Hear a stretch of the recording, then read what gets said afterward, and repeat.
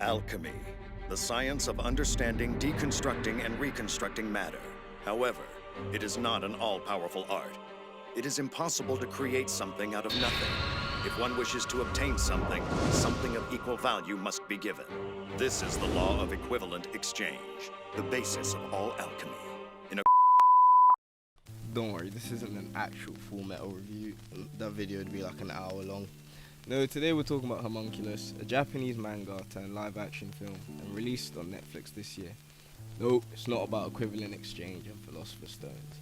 It's something even weirder. Trepanation and the Sixth Sense. Can I tell you a secret? Sure, man. I see dead people.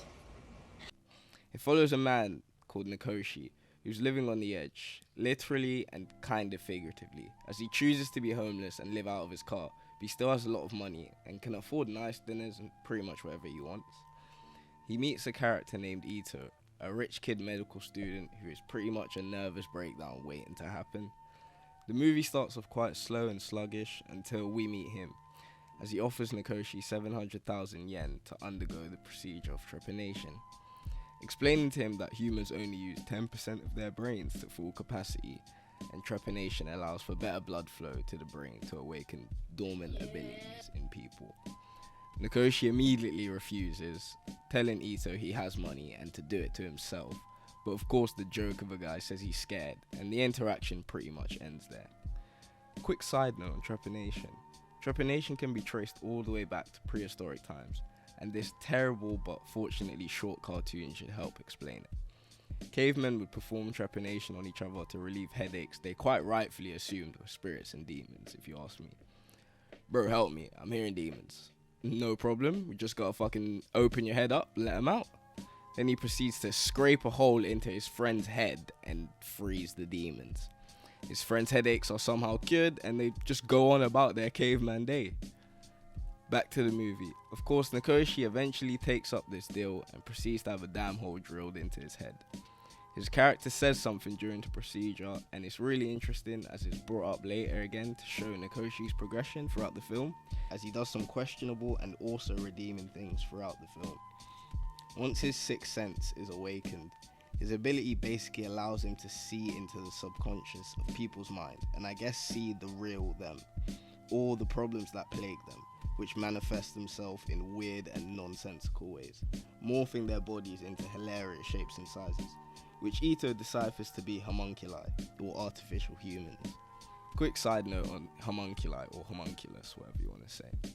There are many interpretations of homunculus in our world, for example, Frankenstein, Full Metal Alchemist, or even this movie, and there's way too many theories and ideas to obviously dive into right now.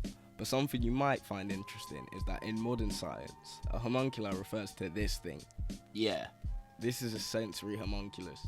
There's more variations such as the cortical homunculus, but they all somewhat mean the same thing.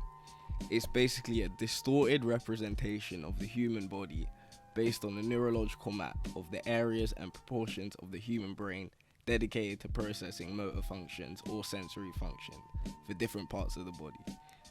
Essentially, how our brain sees our body, if that makes any sense. Hence the giant labourer's hands and the horse's lips. You're welcome for the nightmares.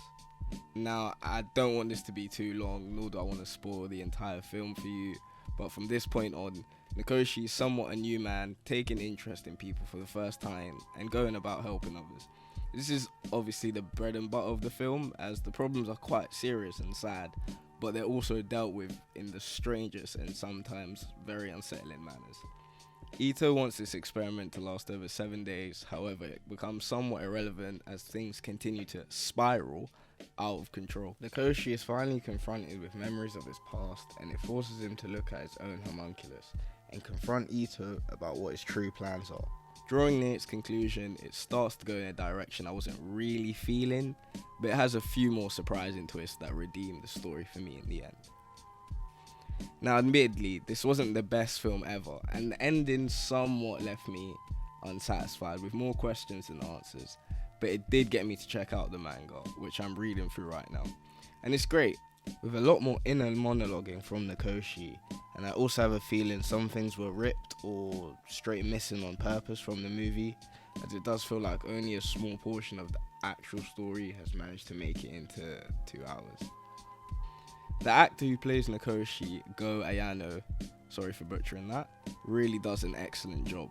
Like, Nakoshi isn't the best character morally, but Go manages to make him somewhat lovable and comedic, and he really captures the dead, soulless vibe you get from his manga counterpart. If you like manga and anime or foreign films, particularly Japanese or Korean films, then you should check this out. It has a lot of psychological weirdness and some uncanny thriller elements you can't help but be drawn to, and hopefully you'll enjoy it. I'll give this film a wacky nighttime flick out of 10.